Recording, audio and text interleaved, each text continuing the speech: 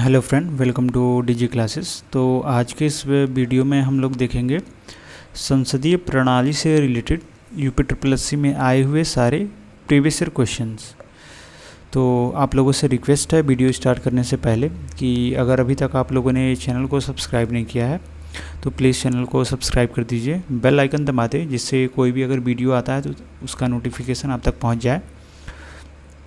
और चैनल को अपने कम से कम एक स्टडी ग्रुप या फ्रेंड सर्कल ग्रुप में ज़रूर शेयर करें जिससे हमें सब्सक्राइबर मिले और हमें थोड़ा और अच्छे कंटेंट लाने का मोटिवेशन मिले।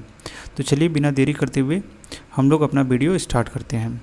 तो जो हमारा सबसे पहला क्वेश्चन कह रहा है, भारत की संघीय संघ कार्यकारिणी में निम्नलिखित में से कौन शामिल नहीं है। तो जो भारत का संघीय ढांचा है या फिर संघ कार्यकारिणी जो स्ट्रक्चर है उसमें कौन शामिल नहीं है। तो ऑप्शन ए दे रखा है उपराष्ट्रपति, बी है राज्यों के मुख्यमंत्री, सी है प्रधानमंत्री और डी है राष्ट्रपति। तो जो संघीय ढांचा है उसमें राज्य के मुख्यमंत्री शामिल नहीं रहते हैं, उपराष्ट्रपति शामिल रहते हैं, प्रधानमंत्री शामिल रहते हैं, राष्ट्रपति शामिल रहते हैं। नेक्स्ट क्वेश्चन है, भारत के राष्ट्रपति का कार्यकाल कितने वर्षों का होता है। तो भारत के राष्ट्रपति का कार्यकाल 5 वर्षों का होता है। तो ऑप्शन सी हमारा सही उत्तर हो जाएगा। और जो भारत का राष्ट्रपति देश का राष्ट्राध्यक्ष और प्रथम नागरिक माना जाता है। अगर ऐसे क्वेश्चन आ जाए आपके पास कि भारत देश का प्रथम नागरिक कौन है, तो उसमें आप राष्ट्रपति मार्क करेंगे जिसके पास भारतीय सशस्त्र सेना की कमान है। और भारत का जो राष्ट्रपति लोकसभा, राज्यसभा और विधानसभा के निर्वाचित सदस्यों द्वारा चुना जाता है जिसका कार्यकाल 5 वर्षों का होता है।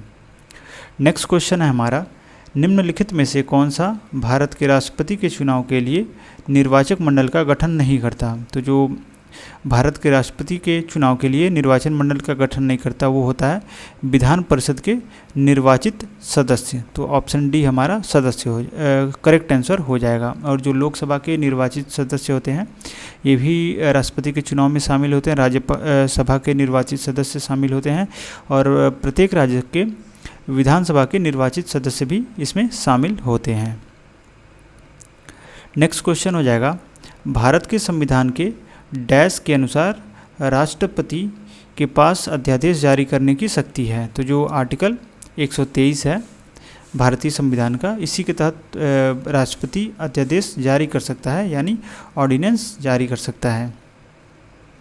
और राष्ट्रपति ऐसे समय में अध्यादेश जारी कर सकते हैं जब संसद सत्र में ना हो लेकिन विषय इतना गंभीर हो और अनिवार्य होना चाहिए जिसे संसद सत्र के शुरू होने तक टाला ना जा सके।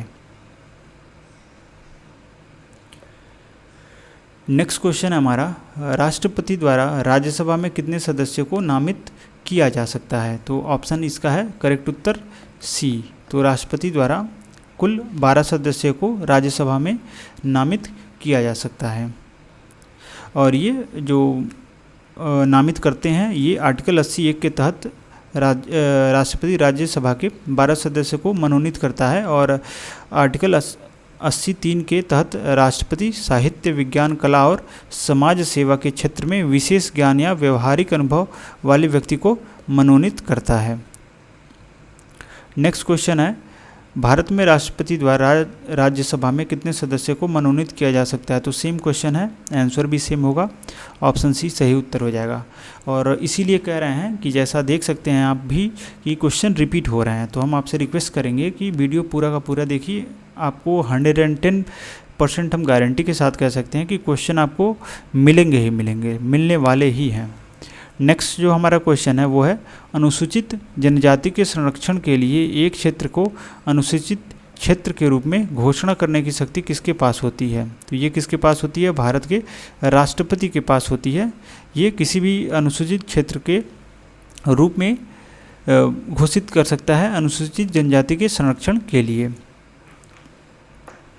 और ये आर्टिकल 244(1) के तहत जो ये घोषित करने की जो शक्ति है वो राष्ट्रपति के पास रहती है और 5वीं अनुसूची के तहत भारत के राष्ट्रपति को ये प्राप्त है।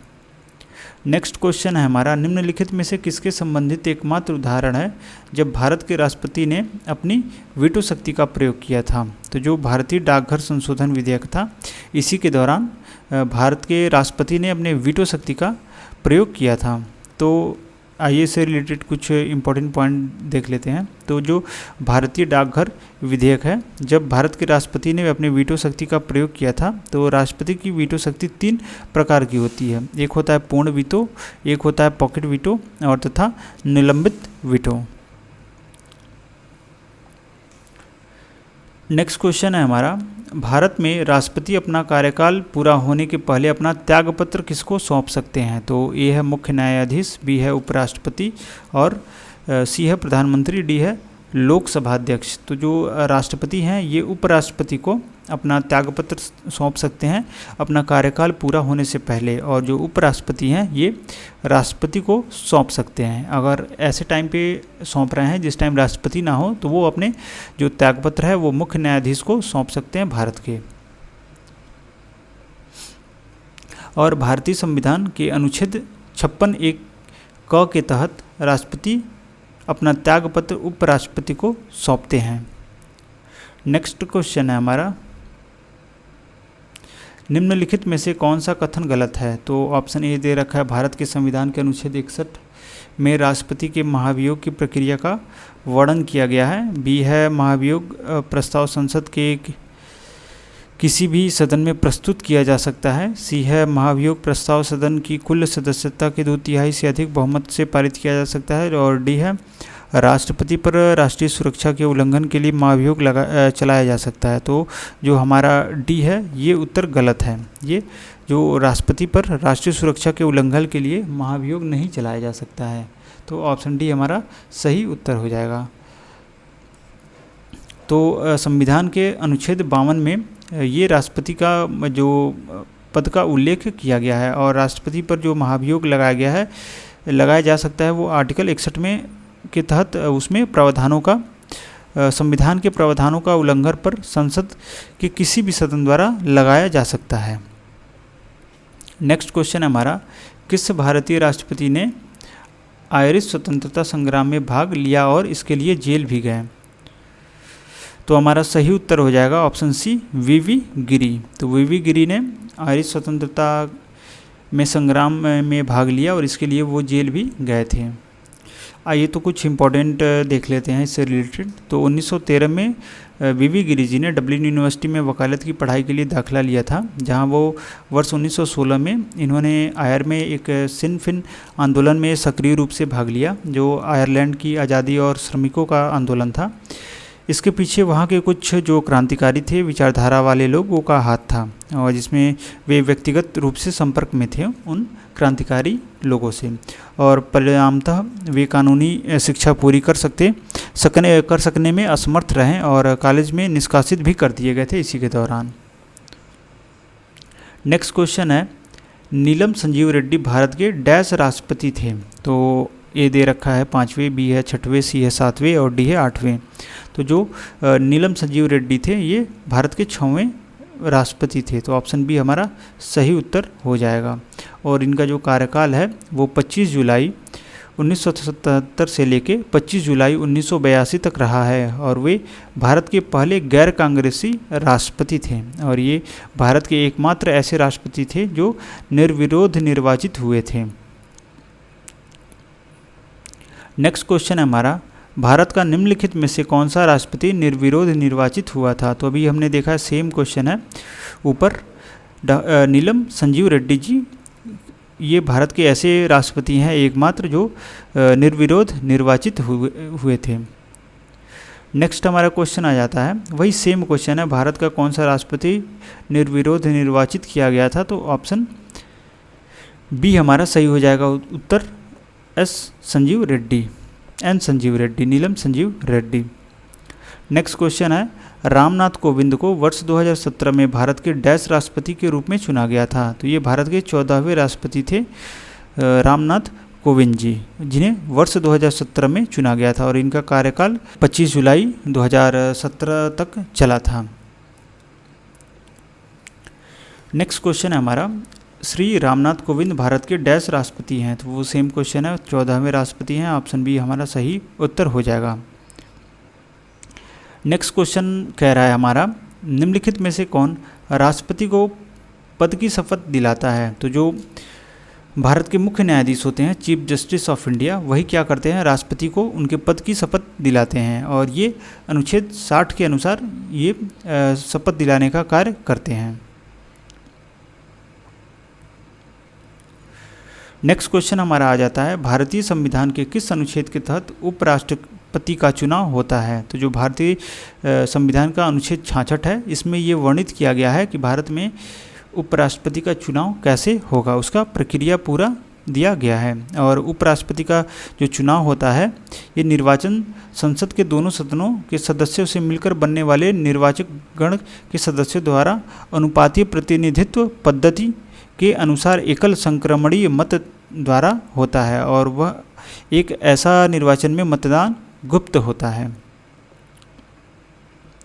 नेक्स्ट क्वेश्चन है हमारा, उपराष्ट्रपति को अपना कार्यकाल समाप्त होने से पूर्व अपने पद से हटने का अधिकार निम्नलिखित में से किसके पास है?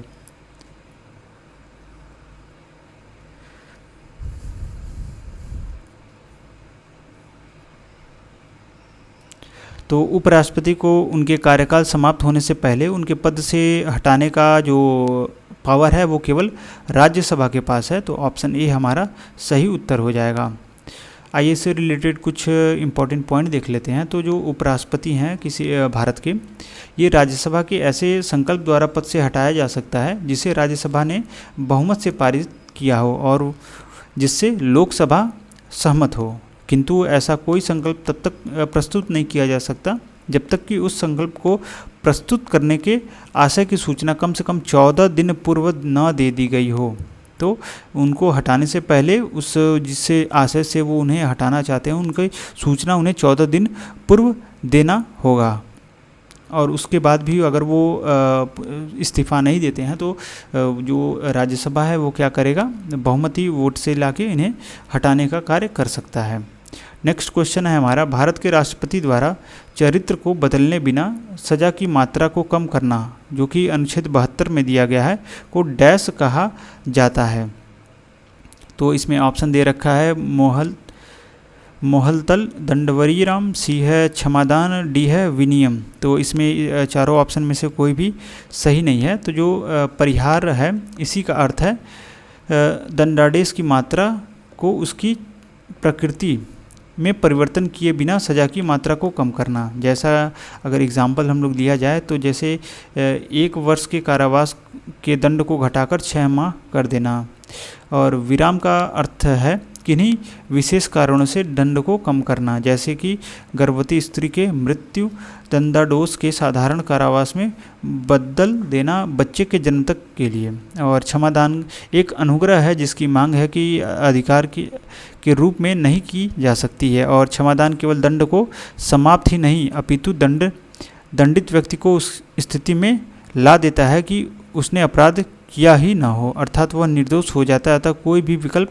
सत्य नहीं है इसमें, और इसका जो सही उत्तर हो जाएगा वो क्या हो जाएगा, परिहार हो जाएगा।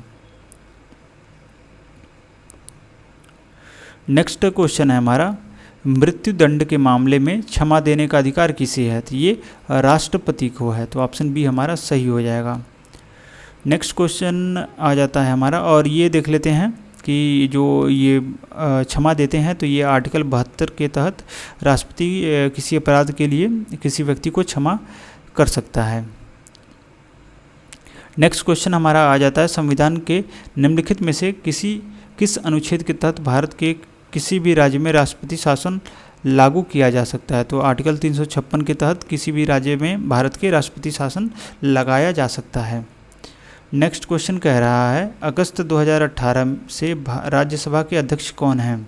तो अगस्त 2018 से राज्यसभा के अध्यक्ष एम वेंकैया नायडू जी थे, और प्रेजेंट टाइम पे देखा जाए तो वर्तमान में अगर एज इन पेपर देखा जाए तो जो राज्यसभा के पदेन सभापति हैं वो उपराष्ट्रपति हैं जगदीप धनखड़ जी, जो कि हाल ही में अपने पद से इस्तीफा दे चुके हैं।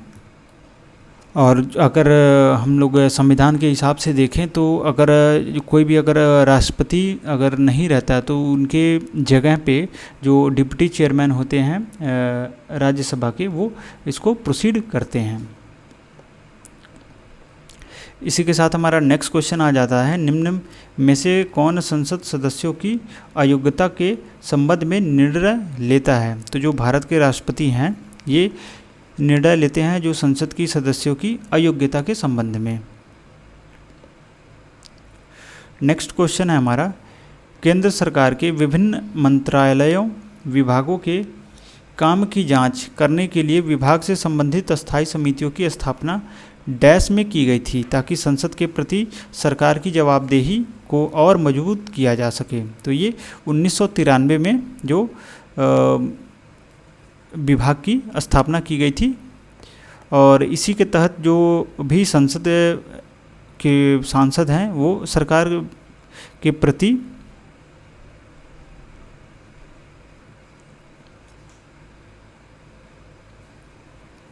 इसी के तहत जो संसद के प्रति जो सरकार की जवाबदेही और इसको मजबूत किया जाता है। और संविधान के अनुच्छेद 118(1) के अंतर्गत दोनों सदनों द्वारा निर्मित नियमों के तहत ये समितियां अधिनियमित होती हैं और 8 अप्रैल 1993 को विभागों में संबंधित 17 स्थायी समितियों का गठन किया गया था कि जो संसद के प्रति सरकार की जवाबदेही है और उसको मजबूत किया जा सके।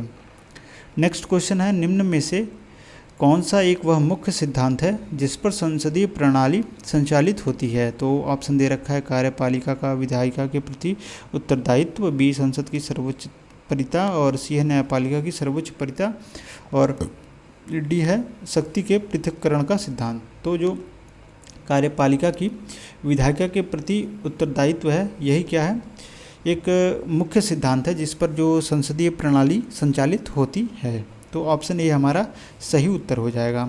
और जो संसदीय प्रणाली में राष्ट्रपति या सम्राट की भूमिका मुख्य रूप से औपचारिक होती है और मंत्रिमंडल के साथ प्रधानमंत्री प्रभावी शक्ति के संरक्षण होते हैं। नेक्स्ट क्वेश्चन है, लोकसभा में कितनी सीटें अनुसूचित जाति और अनुसूचित जनजाति के प्रतिनिधियों के लिए आरक्षित हैं? तो 131 सीटें अनुसूचित जनजाति और अनुसूचित जनजाति के प्रतिनिधियों के लिए आरक्षित की गई हैं।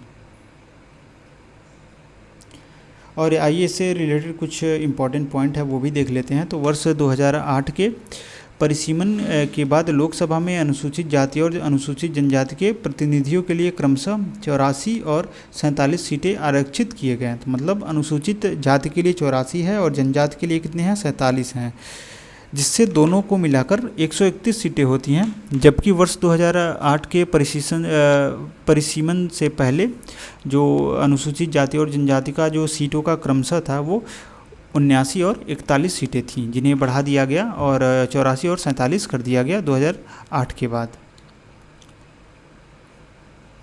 नेक्स्ट क्वेश्चन है हमारा, भारत विश्व का विशालतम लोकतांत्रिक प्रजातंत्र है, इसकी प्रथम लोकसभा कब आयोजित की गई थी? तो जो प्रथम लोकसभा है ये 13 मई 1952 को आयोजित की गई थी। तो ऑप्शन सी हमारा सही हो जाएगा। और जबकि जो प्रथम निर्वाचित लोकसभा है ये 17 अप्रैल 1952 को अस्तित्व में आई थी। नेक्स्ट क्वेश्चन आ जाता है हमारा, निम्नलिखित में से कौन सी परिघटना तब उठाई जाती है जब एक संसद सदस्य को लगता है कि सदन की कार्यवाही सामान्य नियमों का पालन नहीं करती है? तो व्यवस्था का प्रश्न उठाया जाता है जब किसी भी संसद को लगता है कि जो सदन की कार्यवाही सामान्य नियमों के पालन नहीं कर रही है, तो उस समय व्यवस्था का प्रश्न उठाया जा सकता है संसद में। नेक्स्ट क्वेश्चन है हमारा, निम्नलिखित में से कौन सा संसद का कार्य नहीं है? तो ये है संसद विधायी कानून बनाने और वित्तीय कार्य धन बिल और करती है। इसके अलावा वह यह कार्यकारी को भी निमंत्रित करती है और इसकी जवाबदेही सुनिश्चित करती है। बी है कुछ संसद कुछ चुनावी कार्य करती है और क्योंकि यह भारत के राष्ट्रपति और उपराष्ट्रपति का चुनाव करती है, ये भी सही है। सी है संसद में संविधान यानी संशोधन में परिवर्तन चर्चा करने लागू करना, ये भी सही है। और डी है संसद के पास कोई न्यायिक कार्य नहीं है और राष्ट्रपति, उपराष्ट्रपति और सुप्रीम कोर्ट तथा उच्च न्यायालयों के न्यायाधीशों को हटाने के लिए मंत्रियों की परिषद की जिम्मेदारी। ये गलत है हमारा। ऑप्शन डी हमारा इस क्वेश्चन का सही उत्तर हो जाएगा, जो क्या है, जो कि संसद का कार्य नहीं है।